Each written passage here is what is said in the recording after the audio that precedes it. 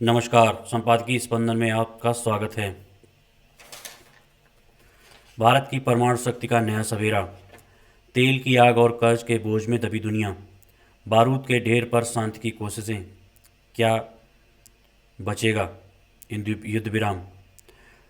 पश्चिम Asia में युद्ध विराम या युद्ध का विराम, आरबीआई की मौद्रिक नीति और अनिश्चितता का चक्रव्यूह, लोकतंत्र का महापर्व और राज्यों का सियासी भविष्य, भविष्य की नौकरी अनिवार्यता या सिर्फ एक शौक, छोटा राज्य बड़ी मिसाल, सिक्किम की सफलता का सीक्रेट।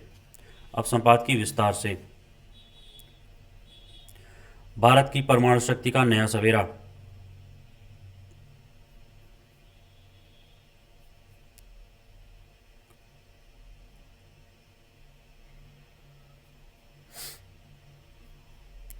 भारत की परमाणु शक्ति का नया सवेरा।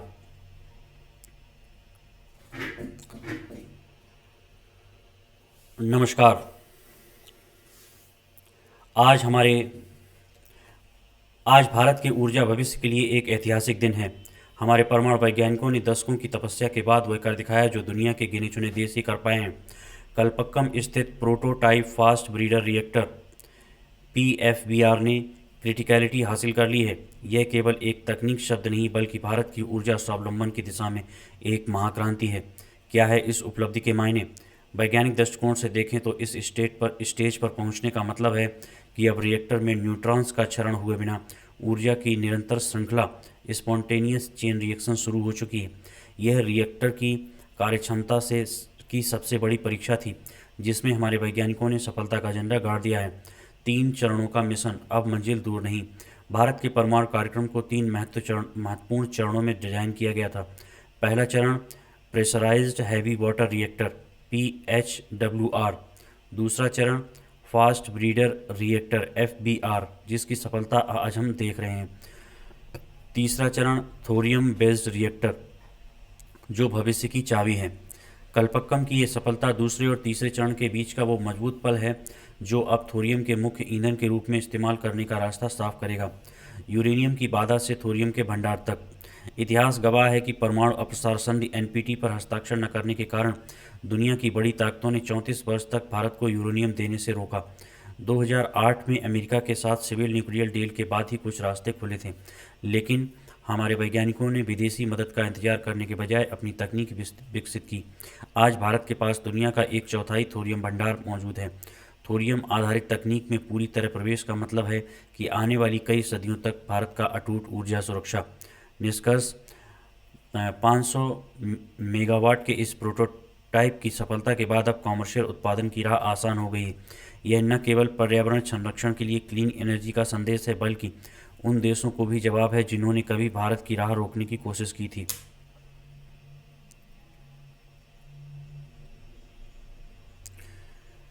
आर्थिक विशेष, तेल की आग और कर्ज के बोझ में दबी दुनिया।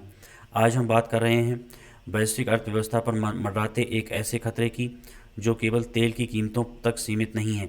जाने माने आर्थिक विशेषज्ञ रुचि शर्मा के विश्लेषण के अनुसार ईरान युद्ध से उपजे तेल संकट ने दुनिया की एक ऐसी कमजोरी को बेनकाब कर दिया है कि जिसे अब तक नज़रअंदाज किया जाता रहा था। वह कमजोरी है ऐतिहासिक स्तर पर बढ़ा हुआ सरकारी कर्ज और राजकोषीय घाटा। नंबर 1, 1970 बनाम 2026 बदल चुके हैं हालात। इतिहास गवाह है कि 1970 के दशक में भी दुनिया ने तेल के झटके झेले थे, लेकिन तब और अब में एक बड़ा अंतर है कि उस समय अमेरिका जैसे देशों का राजकोषीय घाटा उनकी GDP का महज 2% था। आज वह औसत दोगुनों से भी ज़्यादा हो चुका है। G7 देशों का कर्ज जो कभी GDP का 20% हुआ करता था अब 100% के पार जा चुका है।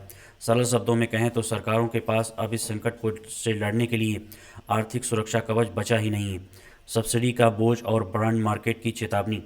दुनिया भर की सरकारें, चाहे वो ब्रिटेन हो, फ्रांस हो या भारत, ईंधन की कीमतों को नियंत्रित करने के लिए सब्सिडी और राशनिंग का सहारा ले रही हैं, लेकिन बाजार विशेषज्ञ चेतावनी दे रहे हैं कि सरकारें अब इस भारी खर्च को उठाने की स्थिति में नहीं है।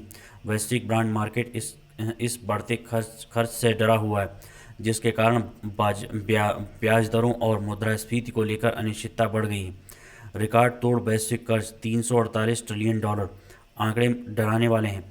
पिछले वर्ष कुल वैश्विक कर्ज $348 ट्रिलियन के रिकॉर्ड स्तर पर पहुंच गया, जो पूरी दुनिया की जीडीपी का 3 गुना है। इसका सीधा मतलब है कि अगर अब मंदी आती है तो बहुत कम सरकारें ऐसी होंगी जो नया प्रोत्साहन पैकेज, स्टिमुलस पैकेज देने की हिम्मत जुटा पाएंगी। यहाँ तक कि केंद्रीय बैंक भी असहाय महसूस कर रहे हैं, क्योंकि वे लंबे समय से अपने मुद्रास्फीति लक्ष्यों को हासिल नहीं कर पा रहे हैं। भारत की स्थिति संतुलन बनाने की चुनौती। इस वैश्विक संकट के बीच भारत की स्थिति भी काफ़ी नाजुक है। भारत का सार्वजनिक ऋण और राजकोषीय घाटा ऊंचा बना हुआ है। दिलचस्प बात यह है कि जहां दुनिया भर में तेल की कीमतें 25% तक बढ़ी हैं, वहीं भारत में कीमतों को स्थिर रखने की कोशिश की गई है। हालांकि विशेषज्ञ इसे अस्थायी मान रहे हैं। चुनावी माहौल और उपभोक्ता हितों के बीच मूल्य नियंत्रण को लंबे समय तक जारी रखना एक बड़ी चुनौती होगी। अमेरिका महाशक्ति भी सुरक्षित नहीं। ऊर्जा के मामले में आत्मनिर्भर होने के बावजूद अमेरिका इस संकट से अछूता नहीं है। अमेरिका का राजकोषीय घाटा जीडीपी के 6% तक पहुंच चुका है। रक्षा व्यय में लगातार हो रही भारी बढ़ोतरी इस घाटे को 7% तक ले जा सकती है। अमेरिका जिस तरह बिना किसी सीमा के खर्च करने का आदी हो चुका है, वह उसे भी लंबे संघर्ष के प्रति संवेदनशील बना रहा है। निष्कर्ष, अंततः यह संकट हमें एक कड़वा सच दिखा रहा है। दुनिया की बड़ी अर्थव्यवस्थाएं कर्ज के दलदल में इतनी धंसी हुई हैं कि तेल की कीमतों में एक छोटा सा उछाल भी एक बड़े आर्थिक विस्फोट का कारण बन सकता है। अब समय आ गया है कि सरकारें केवल फौरी राहत के बजाय लंबी अवधि के राजकोषीय अनुशासन पर ध्यान दें। आर्थिक जगत की ऐसी ही खबरों के लिए बने रहिए हमारे साथ। बारूद के ढेर पर शांति की कोशिशें, क्या बचेगा युद्ध विराम? पश्चिम एशिया से इस वक्त की सबसे बड़ी और चिंताजनक खबर यह है कि 40 दिनों के भीषण संघर्ष के बाद जिस युद्ध विराम की उम्मीद जगी थी, वह शुरू होने से पहले ही टूटती नजर आ रही है। अमेरिका और ईरान के बीच बनी सहमति अब अविश्वास की भेंट चढ़ रही है। आखिर क्यों खतरे में है यह शांति प्रक्रिया, आइए समझते हैं। लेबनान बना विवाद की जड़। शांति वार्ता में सबसे बड़ा अड़ंगा लेबनान को लेकर फंसा है। इजरायल ने लेबनान पर अपने हमले जारी रखे हैं, यह कहते हुए कि हमला रोकना किसी समझौते का हिस्सा नहीं था। अमेरिका भी इजरायल के इस तर्क का समर्थन कर रहा है, लेकिन दूसरी तरफ ईरान इस पर सख्त है। उसने साफ कर दिया है कि अगर हमले नहीं रुके तो वह रणनीतिक रूप से महत्वपूर्ण हॉर्मुज जलडमरू मध्य स्ट्रेट ऑफ हॉर्मुज को नहीं खोलेगा। धमकियां और पलटवार। हालात और भी नाजुक हुए हैं क्योंकि ईरान ने अब खाड़ी देशों को निशाना बनाना शुरू कर दिया है। इसके जवाब में अमेरिका ने कड़े तेवर अपनाते हुए चेतावनी दी है कि यदि युद्ध विराम विफल हुआ तो उसकी सेनाएं ईरान पर सीधा हमला करने के लिए तैयार हैं। अविश्वास का आलम यह है कि ईरान का जो प्रतिनिधिमंडल वार्ता के लिए इस्लामाबाद जाने वाला था, उसका दौरा फिलहाल टल गया है। पाकिस्तान की मध्यस्थता पर सवाल। इस पूरे घटनाक्रम में पाकिस्तान की भूमिका पर भी गंभीर सवाल उठ रहे हैं। ऐसा लगता है कि पाकिस्तान मध्यस्थ की जगह महज एक संदेशवाहक की भूमिका में था और वह भी प्रभावी नहीं रही। विशेषज्ञों का मानना है कि या तो संदेशों के आदान प्रदान में बड़ी गफलत हुई है और या जानबूझकर भ्रम फैलाया गया। सवाल ये भी है कि अमेरिका ने पाकिस्तान को इस काम के लिए क्यों चुना, जबकि उसका इजराइल से कोई संवाद नहीं है और ईरान भी उस पर भरोसा नहीं करता है। वैश्विक अर्थव्यवस्था पर मंडराता खतरा। यह केवल दो देशों की जंग नहीं है। हॉर्मुज समुद्री मार्ग के बाधित होने से पूरी दुनिया में ऊर्जा संकट पैदा हो गया है। वैश्विक उद्योग धंधे ठप पड़ रहे हैं और विश्व अर्थव्यवस्था गहरे संकट में है। अगर यह युद्ध विराम लागू नहीं होता है तो इसकी कीमत पूरी दुनिया को चुकानी पड़ेगी। निष्कर्ष साफ है कि शांति के लिए अब किसी ऐसे मध्यस्थ की ज़रूरत है जिसकी अंतर्राष्ट्रीय साख हो और जिस पर दोनों पक्ष भरोसा कर सकें। अमेरिका और ईरान को समझना होगा कि यह युद्ध विराम अब उनकी पसंद नहीं बल्कि वैश्विक ज़रूरत बन चुका है। पश्चिम एशिया में युद्ध विराम या युद्ध का विराम। अमेरिका और ईरान के बीच जिस युद्ध विराम की घोषणा का दुनिया ने स्वागत किया था, अब वह खतरे के साए में है। घोषणा के 2 दिन बाद भी ज़मीन पर शांति के बजाय तनाव की चिंगारियाँ उठ रही हैं। आज की हमारी इस विशेष रिपोर्ट में हम विश्लेषण करेंगे कि आखिर क्यों यह शांति प्रक्रिया एक बार फिर पटरी से उतरती दिख रही। लेबनान विवाद का नया केंद्र। शांति की राह में सबसे बड़ी बाधा लेबनान बना हुआ है। अमेरिकी राष्ट्रपति जेडी वेंस के वार्ता के लिए इस्लामाबाद पहुंचने से ठीक पहले इजरायल ने लेबनान पर हमले और तेज कर दिए हैं। इजरायल का कहना है कि वह ईरान समर्थित हिजबुल्लाह को ख़त्म करना चाहता है और उसका दावा है कि लेबनान इस युद्ध विराम समझौते का हिस्सा नहीं है। ईरान ने इसे समझौते का खुला उल्लंघन बताया है, जिससे अविश्वास की खाई और गहरी हो गई है। धमकियों की भाषा और वार्ता की मेज। एक तरफ समझौते की बात हो रही है तो दूसरी तरफ अमेरिकी राष्ट्रपति डोनाल्ड ट्रंप की सिनेमाई अंदाज वाली धमकियां माहौल को और ख़राब कर रही हैं। हालांकि वार्ता की मेज पर कुछ बदलाव हुए हैं। ईरान के अनुरोध पर जेडी वेंस को वार्ता की कमान सौंपी गई है, लेकिन ईरान के लिए जेरेड कुशनर और स्टीव विटकॉफ की मौजूदगी चिंता का विषय है, क्योंकि पिछली विफल वार्ताओं का नेतृत्व इन्हीं के हाथों में था। शर्तों का टकराव, साझा सहमति कितनी मुश्किल। वार्ता के लिए जो 10 बिंदु सामने आए हैं उनमें दोनों पक्षों के रुख बेहद सख्त हैं। आइए नज़र डालते हैं इन मुख्य शर्तों पर। अमेरिका की मांगें हैं संवर्धित यूरेनियम का परित्याग, अमेरिकी निगरानी में होर्मुज स्ट्रेट को खोलना, ईरान समर्थित क्षेत्रीय संगठनों का विघटन, अमेरिकी सेना की निरंतर निगरानी उपस्थिति। ईरान की शर्तें: अमेरिका से आक्रामकता न करने की गारंटी, होर्मुज इस मार्ग से नियंत्रित आवाजाही, सभी आर्थिक प्रतिबंधों को हटाना, युद्ध की क्षति का पूर्ण मुआवजा और यूएन की पुष्टि। ईरान का जोर संयुक्त राष्ट्र सुरक्षा परिषद के प्रस्ताव पर है, जो यह दिखाता है कि वह बहुपक्षीय व्यवस्था में भरोसा दिखाना चाहता है। शक्ति संतुलन में बदलाव और अब्राहम समझौता। इस युद्ध ने पश्चिम एशिया की सुरक्षा संरचना को बुनियादी तौर पर बदल दिया है। ईरान के सटीक हमलों ने अमेरिका की सुरक्षा छतरी सिक्योरिटी अम्ब्रेला की कमियों को उजागर कर दिया है। इसका असर यह हुआ है कि 2020 का अब्राहम समझौता अब कमज़ोर पड़ता दिख रहा है। क्षेत्रीय देशों ने समझ लिया है कि वे अब सुरक्षा के लिए केवल अमेरिका पर निर्भर नहीं रह सकते। यही कारण है कि ईरान और सऊदी अरब के विदेश मंत्रियों ने 8-9 अप्रैल को फ़ोन पर बात की। युद्ध शुरू होने के बाद यह पहला आधिकारिक संपर्क था। यह क्षेत्रीय स्थिरता के लिए एक नई कूटनीतिक शुरुआत का संकेत है। निष्कर्ष: अंततः स्थायी शांति इस बात पर निर्भर करेगी कि क्या अमेरिका इजराइल की विस्तारवादी नीतियों और हिंसा पर लगाम लगा पाता है या नहीं। पश्चिम एशिया के हालात बहुत ही दिलचस्प मोड़ पर हैं, जहां पुरानी महाशक्तियों का प्रभाव घट रहा है और नए क्षेत्रीय गठबंधन आकार ले रहे हैं। अंतर्राष्ट्रीय राजनीति की ऐसी ही गहरी समझ के लिए जुड़े रहिए हमारे साथ। Business bulletin. आरबीआई की मौद्रिक नीति और अनिश्चितता का चक्रव्यूह। भारतीय रिजर्व बैंक ने वित्त वर्ष 2026-27 की अपनी पहली मौद्रिक नीति घोषित कर दी। हालांकि दरों में कोई बदलाव नहीं हुआ है, लेकिन गवर्नर संजय मल्होत्रा के शब्दों के पीछे छिपे संकेत बाजार के लिए बहुत गहरे हैं। क्या ब्याज दरें लंबे समय तक स्थिर रहेंगी या फिर कोई बड़ा झटका लगने वाला है? आइए समझते हैं। नीतिगत दरें, यथास्थिति और बाजार का मिजाज। रिजर्व बैंक की मौद्रिक नीति समिति ने सर्वसम्मति से नीतिगत दरों को 5.25 पर बरकरार रखा है। आरबीआई का रुख फिलहाल तटस्थ है, लेकिन यहाँ एक पेंच है। बाजार का एक हिस्सा इस साल 3 बार दरों में बढ़ोतरी का अनुमान लगा रहा है। गवर्नर ने संकेत दिया है कि भविष्य में दरों पर कोई भी फैसला पूरी तरह से संभव है, लेकिन जल्दबाजी में कुछ नहीं होगा। हैरानी की बात यह रही कि अमेरिका और ईरान इजराइल के बीच अस्थायी संघर्ष विराम की खबर से बाजार में उत्साह दिखा है। बुधवार को बॉन्ड यील्ड गिरकर 6.90 रह गई और रुपया भी 92.58 प्रति डॉलर पर मजबूत हुआ। शब्दों का गणित, अनिश्चितता का साया। अगर आप गवर्नर के वक्तव्य को ध्यान से पढ़ें तो यह वर्तमान वैश्विक स्थिति को लेकर काफ़ी सतर्क नज़र आते हैं। इस आर्टिकल में शब्दों के इस्तेमाल से आरबीआई की चिंता साफ झलकती है। जोखिम शब्द का जिक्र 13 बार हुआ है। अनिश्चितता शब्द 7 बार आया है। व्यवधान और बाधा जैसे शब्दों का प्रयोग 12 बार किया गया है। ये शब्द बताते हैं कि आरबीआई पश्चिम एशिया में संघर्ष, ऊर्जा संकट और सप्लाई चेन में आने वाली रुकावटों को लेकर कितना चौकन्ना है। मुद्रास्फीति और विकास दर के अनुमान। आरबीआई ने भविष्य के लिए कुछ महत्वपूर्ण आंकड़े साझा किए हैं। जीडीपी ग्रोथ वित्त वर्ष 2027 के लिए विकास दर का अनुमान 6.9% लगाया गया है। महंगाई सीपीआई इसे 4.6 रहने का अनुमान है, लेकिन एक चेतावनी के साथ। यह सारा गणित इस आधार पर है कि कच्चा तेल $85 प्रति बैरल रहे। यदि युद्ध के कारण तेल की कीमतें $90 के पार जाती हैं तो महंगाई दर 5.1% तक भी पहुंच सकती है।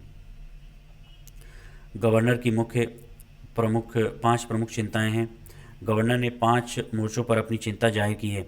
महंगा कच्चा तेल, इससे आयातित महंगाई बढ़ने का खतरा है। सप्लाई चेन में रुकावट, जिससे खेती और उद्योगों पर बुरा असर पड़ सकता है।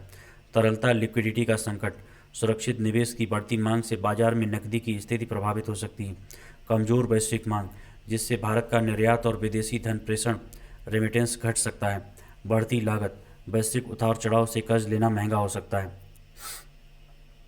निष्कर्ष, हालांकि रिपोर्ट में मजबूत और लचीलेपन जैसे शब्दों का भी प्रयोग किया गया है, जो यह दर्शाता है कि भारतीय अर्थव्यवस्था के बुनियादी तत्व अभी भी सुदृढ़ हैं। अंततः आरबीआई की ये नीति हमें यही संदेश देती है कि हम एक बहुत ही अनिश्चित समय में जी रहे हैं, जहां किसी भी बाहरी झटके से निपटने के लिए बैंक अपनी उंगली ट्रिगर पर रखे हुए हैं। इकोनॉमी और बाजार से जुड़ी ऐसी ही खबरों के लिए बने रहिए हमारे साथ। इलेक्शन स्पेशल, लोकतंत्र का महापर्व और राज्यों का सियासी भविष्य। असम, केरल और पुडुचेरी में लोकतंत्र के महापर्व का एक महत्वपूर्ण चरण संपन्न हुआ है। मतदान के जो आंकड़े सामने आ रहे हैं वे न केवल सुखद हैं बल्कि देश के अन्य हिस्सों के लिए एक मिसाल भी हैं। भारी मतदान और शांतिपूर्ण प्रक्रिया ने इस बार कई नई इबारतें लिखी हैं। आइए डालते हैं एक विस्तृत नज़र। मतदान के शानदार आंकड़े और सुरक्षा के पुख्ता इंतजाम। गुरुवार शाम तक के आंकड़े बताते हैं कि मतदाताओं में ज़बरदस्त उत्साह था। असम में करीब 84.42% मतदान दर्ज हुआ। केरलम में यह आंकड़ा 75.01 रहा। पुदुचेरी में दोपहर तक ही 72.42% मतदान हो चुका था। इस सफलता का एक बड़ा श्रेय चुनाव आयोग की तैयारियों और सुरक्षा बलों की मुस्तैदी को जाता है। सबसे गौर करने वाली बात यह रही कि असम, जहां पिछली बार 3 चरणों में चुनाव हुए थे, इस बार एक ही चरण में शांतिपूर्ण मतदान संपन्न हुआ, जो राज्य की प्रशासनिक तरक्की को दर्शाता है। असम ध्रुवीकरण और विकास की प्रयोगशाला। असम की 126 सीटों पर इस बार मुकाबला दिलचस्प है। पिछले 10 वर्षों से सत्ता पर काबिज बीजेपी अपने स्थानीय सहयोगियों एजीपी और बीपीएफ के साथ एक बार फिर मैदान में है। यहाँ परिसीमन के बाद राजनीतिक समीकरण बदले हैं। 15 नए निर्वाचन क्षेत्र बने हैं। जानकारों का मानना है कि निर्णायक मुस्लिम वोट वाले क्षेत्रों की संख्या अब कम हुई है। क्या बीजेपी की समान विकास और ध्रुवीकरण की रणनीति फिर रंग लाएगी, या कांग्रेस के नेतृत्व वाला गठबंधन बाजी मारेगा? यह सवाल अब मशीनों में कैद हो गया है। केरलम, वामपंथ का आखिरी किला। दक्षिण के राज्य केरलम में कांग्रेस और वाम मोर्चे की साख दांव पर है। वामपंथियों के लिए केरलम अब देश का एकमात्र मजबूत गढ़ बचा है। अगर पिनराई विजयन के नेतृत्व वाला एलडीएफ यहां हारता है तो यह भारत में वामपंथी राजनीति के एक युग का अंत माना जा सकता है। 2021 में वामपंथियों ने सत्ता में वापसी कर एक पुराना सिलसिला तोड़ा था, लेकिन क्या इस बार कांग्रेस के नेतृत्व वाला यूडीएफ उन्हें बेदखल कर पाएगा? वहीं बीजेपी यहां अपनी पकड़ मजबूत करने की कोशिश में है, हालांकि वह अभी भी मुख्य मुकाबले से काफ़ी थोड़ी दूर नजर आती है। पुदुचेरी त्रिकोणीय संघर्ष। पुदुचेरी का 30 सीटों पर भी मतदान उत्साहजनक रहा।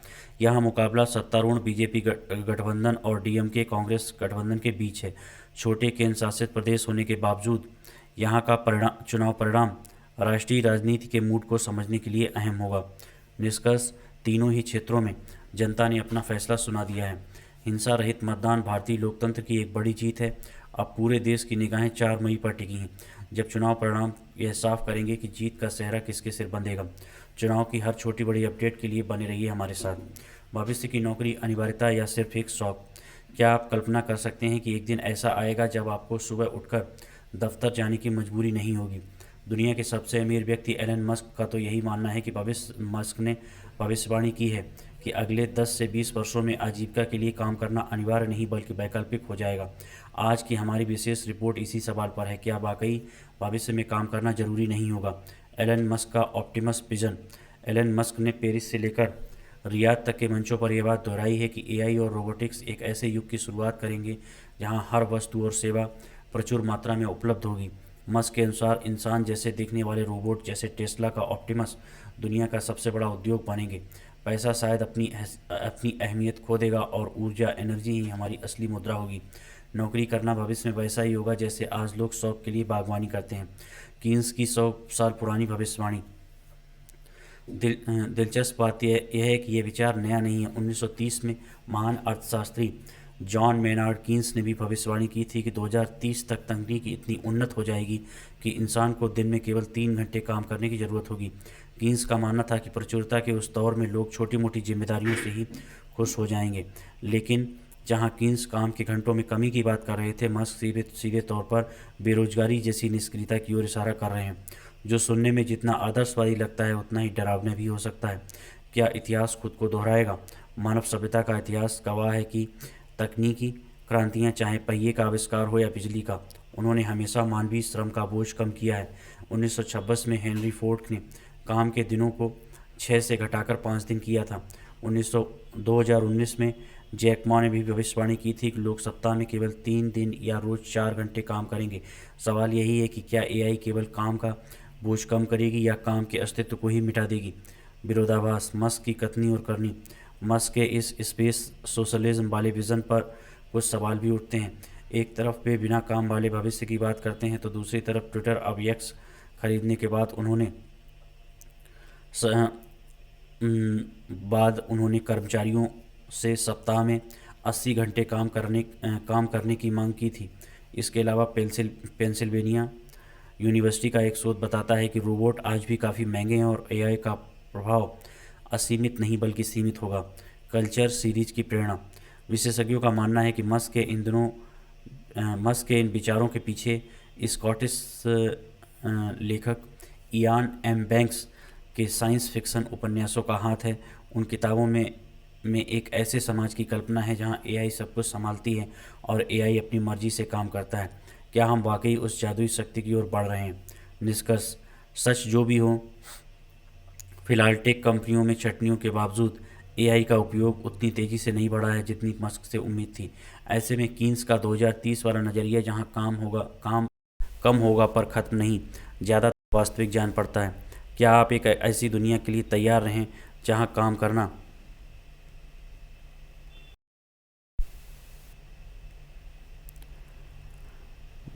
करना आपकी मजबूरी नहीं बल्कि सिर्फ आपकी पसंद हो? हमें राय ज़रूर बताएं। भविष्य की तकनीकी और समाज से जुड़ी ऐसी खबरों के लिए बने रहिए हमारे साथ। छोटा राज्य, बड़ी मिसाल, सिक्किम की सफलता का सीक्रेट। हिमालय की गोद में बसा देश का सबसे छोटा राज्य आबादी के लिहाज से भले ही हिमालय की गोद में बसा देश का सबसे छोटा राज्य आबादी के लिहाज से भले ही छोटा हो, लेकिन विकास के मानकों पर आज ये बड़े बड़े राज्यों को पछाड़ रहा है। कभी हिमाचल प्रदेश को पहाड़ी राज्यों का आदर्श माना जाता था, लेकिन आज सिक्किम ने अपनी प्रतिव्यक्ति आय और नवाचार से एक नया सिक्किम मॉडल पेश किया है। आखिर कैसे मुमकिन हुआ यह चमत्कार? आइए जानते हैं इस विशेष रिपोर्ट में। प्रतिव्यक्ति आय में शिखर पर सिक्किम। पहाड़ी राज्यों के सामने सबसे बड़ी चुनौती होती है दुर्गम भूगोल, भूस्खलन और बुनियादी ढांचे के निर्माण की भारी लागत। जहां कई राज्य आज भी इन भौगोलिक परिस्थितियों का रोना रोते हैं, वहीं सिक्किम ने इसे अपनी ताकत बना लिया है। सिक्किम की प्रतिव्यक्ति आय आज 5.50 लाख रुपए से अधिक है। इसकी तुलना में पड़ोसी राज्य अरुणाचल प्रदेश 2.35 लाख और मणिपुर 0.95 लाख काफ़ी पीछे हैं। यहाँ तक कि उत्तराखंड जैसे राज्यों में, जहाँ मैदानी और पहाड़ी जिलों के बीच विकास का भारी असंतुलन है, सिक्किम ने एक संपूर्ण पर्वतीय राज्य होने के बावजूद संतुलित विकास कर दिखाया है। उद्योगों का गढ़, फार्मा सेक्टर की सफलता। सिक्किम की प्रगति का एक बड़ा स्तंभ है उसका औद्योगिक अनुशासन।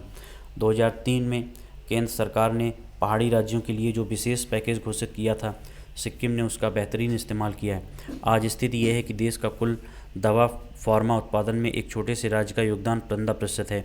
सबसे बड़ी बात यह है कि जो उद्योग यहाँ एक बार आए भी सब्सिडी खत्म होने के बाद भी कहीं नहीं गए, जो यहाँ की बेहतरीन कानून व्यवस्था और कार्य संस्कृति का प्रमाण है। पर्यटन नीति, भीड़ नहीं गुणवत्ता पर जोर। सिक्किम ने पर्यटन को लेकर भूटान जैसी स्पष्ट नीति अपनाई है। उन्हें केवल भीड़ नहीं बल्कि जागरूक और जिम्मेदार पर्यटक चाहिए। ट्रैफिक अनुशासन। राजधानी गंगटोक में ओवरटेकिंग पर सख्त मनाही है और टैक्सी संचालन की ऐसी व्यवस्था है जिससे छोटे और बड़े दोनों वाहन मालिकों को समान रोजगार मिलता है। Home stay model. सिक्किम में होम स्टे को बढ़ावा दिया है जिससे पर्यटन की कमाई का बड़ा हिस्सा सीधे स्थानीय ग्रामीणों की जेब में जाता है। स्वच्छता और शक्ति। सार्वजनिक स्थलों पर गंदगी फैलाने वालों पर भारी जुर्माना और सख्त नियमों ने गंगटोक को देश के सबसे साफ शहरों की कतार में खड़ा कर दिया है। दुनिया का पहला जैविक राज्य, ऑर्गेनिक स्टेट। सिक्किम ने 13 साल की कड़ी मेहनत के बाद खुद को आधिकारिक तौर पर संपूर्ण जैविक राज्य के रूप में स्थापित किया है। आज सिक्किम ब्रांड की वैश्विक पहचान है। जहां सामान्य दालें 200 रुपये किलो बिकती हैं, वहीं सिक्किम की जैविक दालें 300 रुपये किलो तक आसानी से बिक जाती हैं। यह ब्रांड वैल्यू किसानों की आय बढ़ाने का सबसे सफल जरिया बनी है। निष्कर्ष, 1975 में भारत का हिस्सा बना यह राज्य आज पूरे देश को सिखा रहा है कि विकास के लिए समतल जमीन से ज़्यादा समतल सोच और ठोस संकल्प की ज़रूरत होती है। सिक्किम का मॉडल साबित करता है कि अगर अनुशासन, नवाचार और पर्यावरण का सही इस्तेमाल हो तो पहाड़ जैसी चुनौतियों को भी खुशहाली के रास्ते में बदला जा सकता है। देश के अन्य राज्यों के लिए सिक्किम की ये कहानी वाकई एक सबक है। धन्यवाद।